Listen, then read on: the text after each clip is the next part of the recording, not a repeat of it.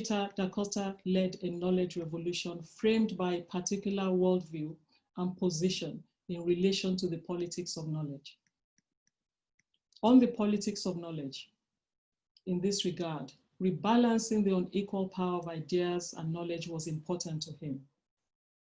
Peter grasped the realities of our times. He had a consciousness about the politics of knowledge, which relegates Africa to the periphery of global power.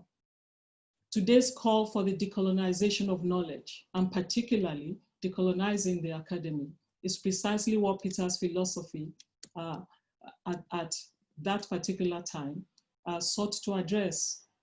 I feel sure he would have had much to say about the prominence of the Black Lives Matter discourse at this time. To be clear, others have spoken very loudly about the overwhelming dominance of Western knowledge systems and Eurocentric education in particular. The presumed universality of Eurocentric education and the faulty assumptions about what constitutes objective reality and valid knowledge has captured the minds of Africans, and it has truncated progress for our region. Many in our generation and in the generation right after us are trapped by a mindset that sees everything Western as holding more validity than our own lived realities and knowledges.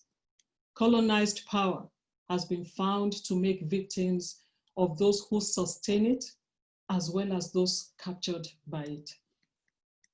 The exclusionary Eurocentric education which dominates Western knowledge systems was not far from Peter's consideration, not because he necessarily wanted to supplant it, but because he believed Africa's own knowledge systems should be in conversation with and talk back to Western knowledge and assumptions for the sake of our own freedom and development.